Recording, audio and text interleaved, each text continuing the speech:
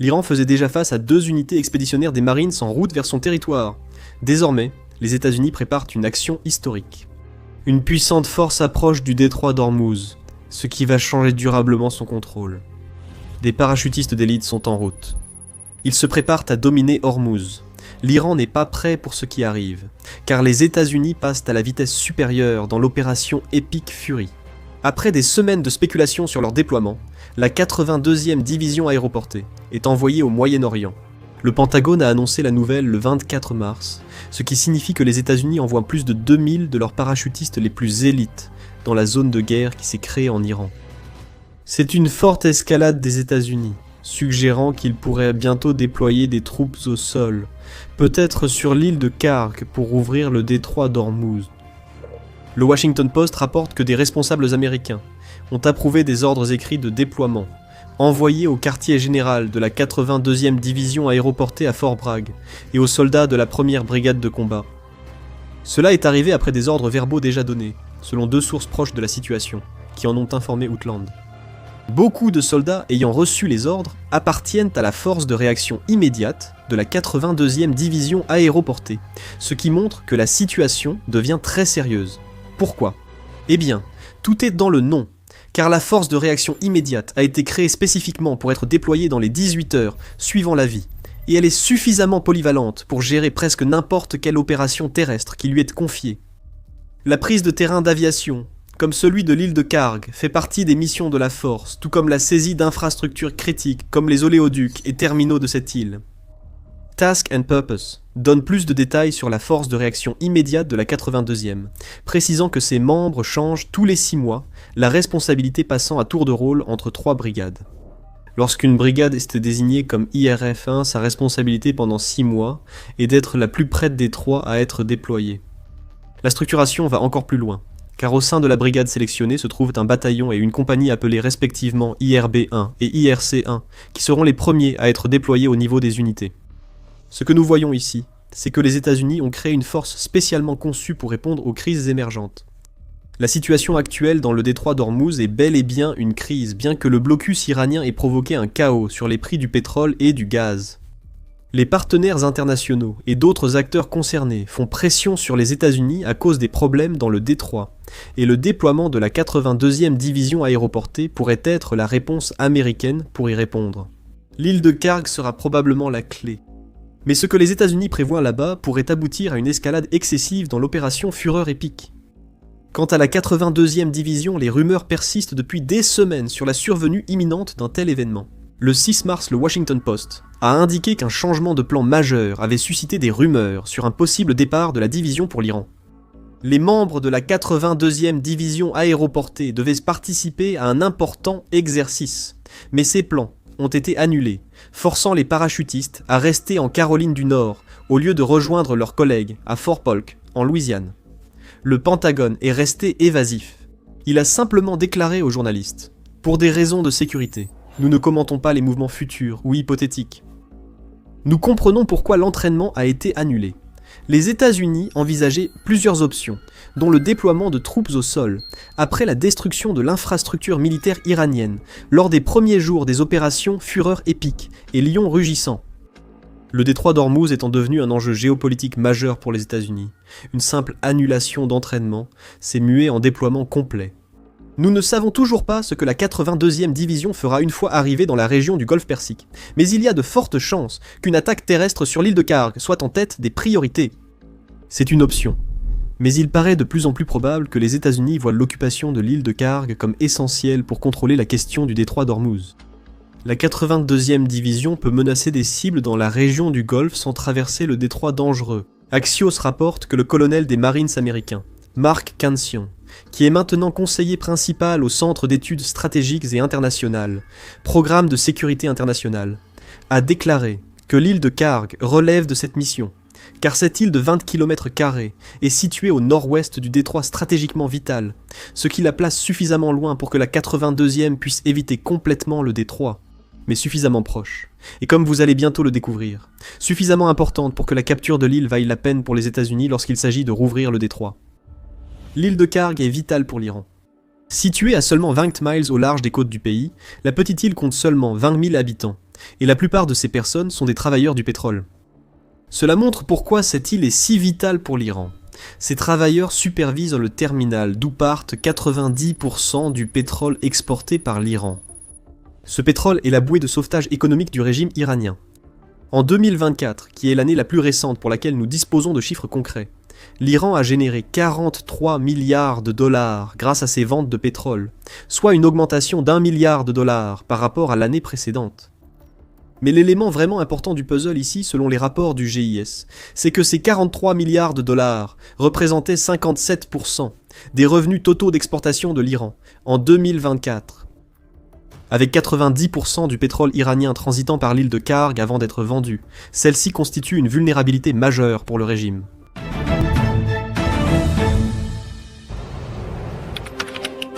Imaginez Internet comme un champ de bataille, rempli d'unités ennemies cherchant la moindre faiblesse pour s'introduire dans votre quartier général.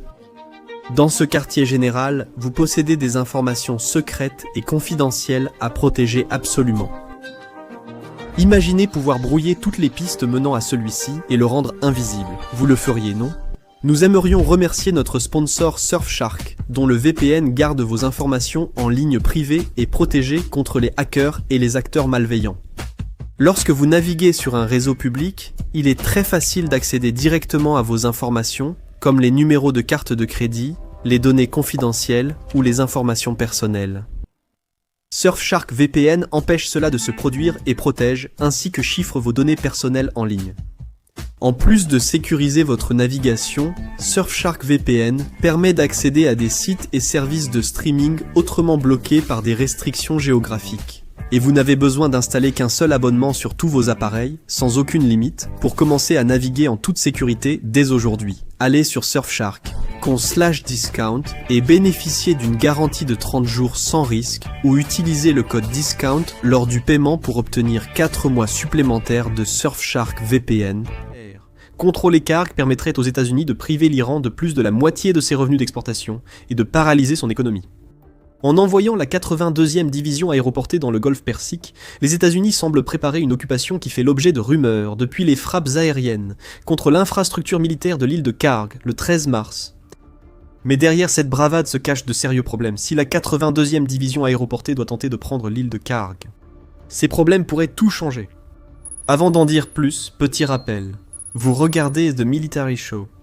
Si la chaîne vous est utile, abonnez-vous pour ne rien manquer de nos analyses.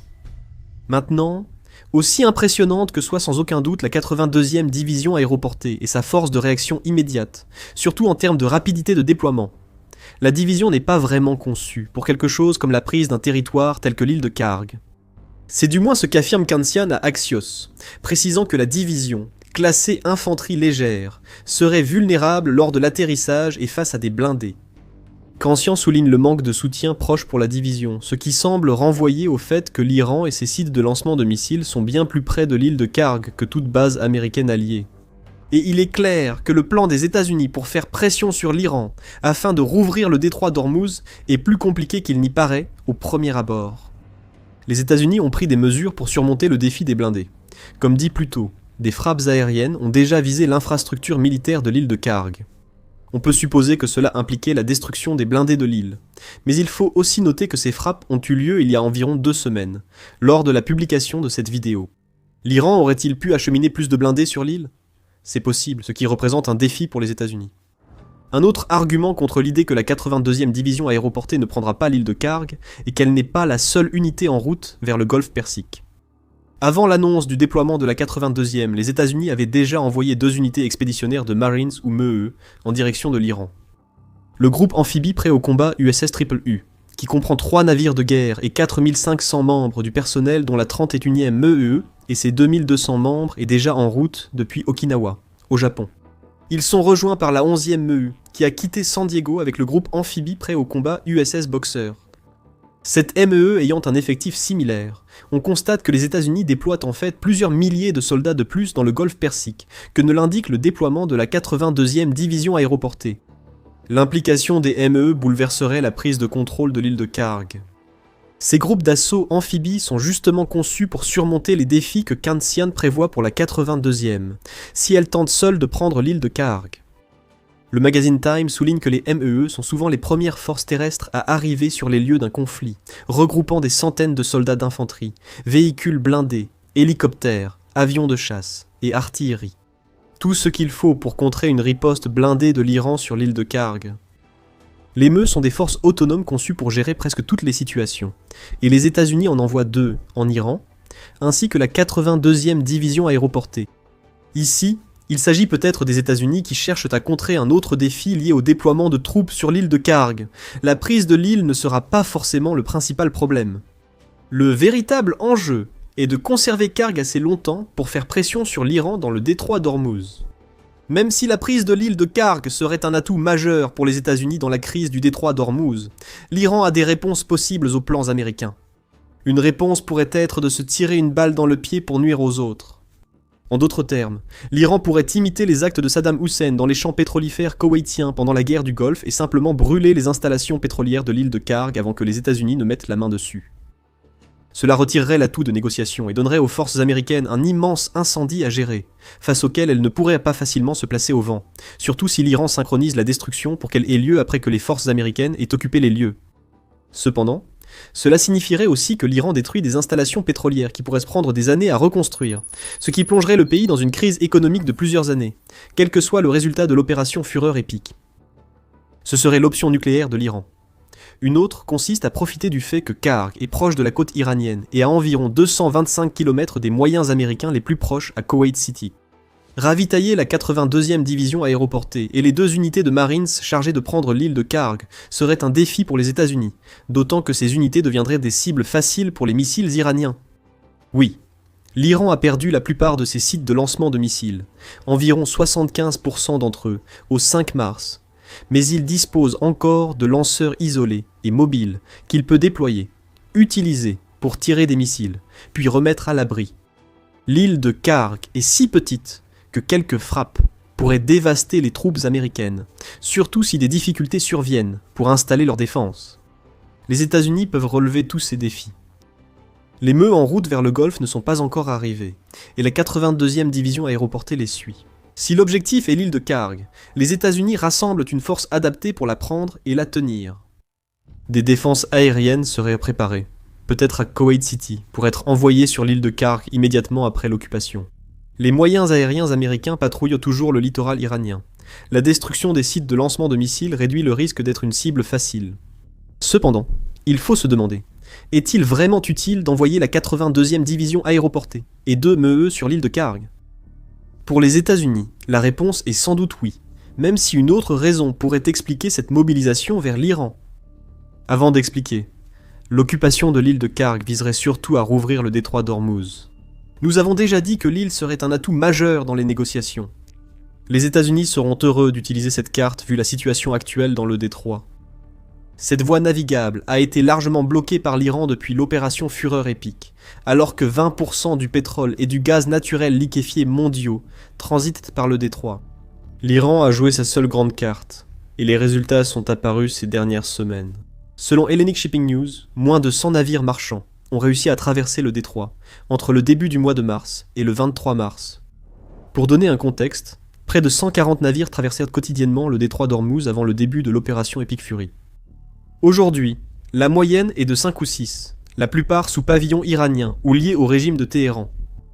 L'Iran voit désormais le détroit d'Ormuz comme une source de revenus supplémentaires. Dans un rapport du 24 mars, le Télégraphe a indiqué que l'Iran a créé des routes approuvées par le régime à travers le détroit d'Ormuz, qui font passer les navires, par ce qui s'apparente à un système de péage maritime. Les frais d'un passage sécurisé peuvent aller jusqu'à 2 millions de dollars, selon le média. L'Iran pourrait dire qu'il a rouvert le détroit. Les États-Unis et sans doute le monde diraient que ces frais exorbitants visent clairement à dissuader tous les navires marchands sauf les plus désespérés de passer. Prendre l'île de Karg ne résoudrait pas totalement le problème du détroit d'Ormuz, mais cela aiderait. Le contrôle américain de l'infrastructure pétrolière de cette île, via leur MEU et la 82e division aéroportée, priverait l'économie iranienne de milliards et accentuerait la pression sur le régime. Cette pression s'ajouterait aux préoccupations économiques, ayant mené le régime à sa situation actuelle. Les États-Unis pourraient proposer l'accès à Karg contre la réouverture du détroit d'Ormuz, une offre que l'Iran devrait envisager. Jusqu'ici, Nous avons envisagé une intervention au sol, mais il existe une autre option. Comme le rapporte Time, les États-Unis affirment que des pourparlers de cessez-le-feu entre les États-Unis et l'Iran ont commencé à titre exploratoire. Peut-être. Beaucoup de confusion entoure ces discussions actuellement. D'après le président américain Donald Trump, ces pourparlers ont lieu parce que l'Iran est complètement désespéré, à l'idée de conclure un accord après la destruction d'une grande partie de l'infrastructure militaire du régime.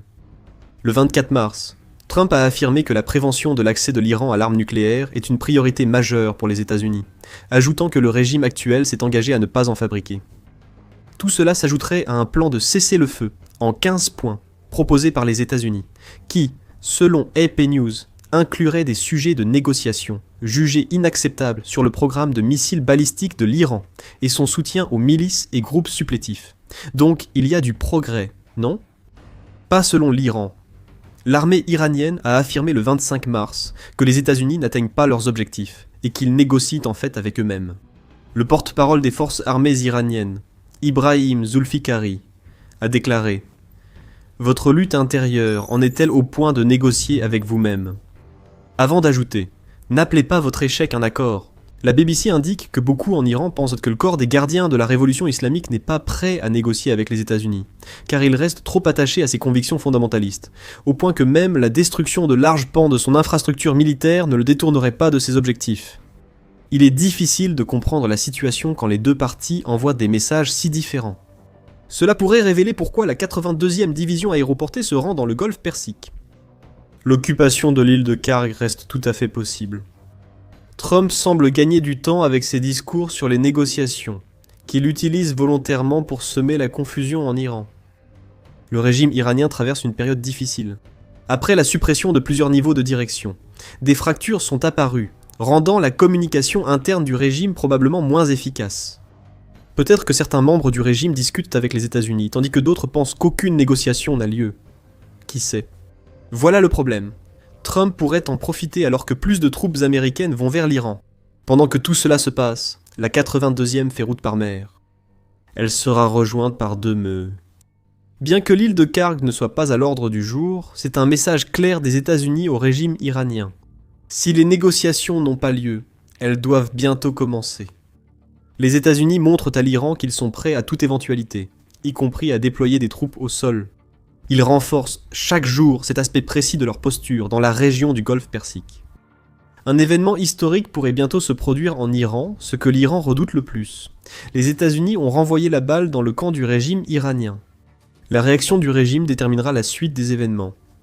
Si les États-Unis envisagent de prendre l'île de Karg pour faire perdre à l'Iran le contrôle du détroit d'Ormuz, ils s'y préparent activement. Avant d'annoncer le déploiement de la 82e division aéroportée, les États-Unis ont largué d'énormes bombes anti-bunkers sur des sites de missiles souterrains le long de la côte du détroit d'Ormuz. Ces frappes pourraient rouvrir cette voie navigable essentielle. Découvrez-les dans notre vidéo. Et si vous avez apprécié cette vidéo, assurez-vous de vous abonner à The Military Show pour ne rien manquer de notre couverture de l'opération Epic Fury. Et merci, comme toujours, de nous avoir regardés.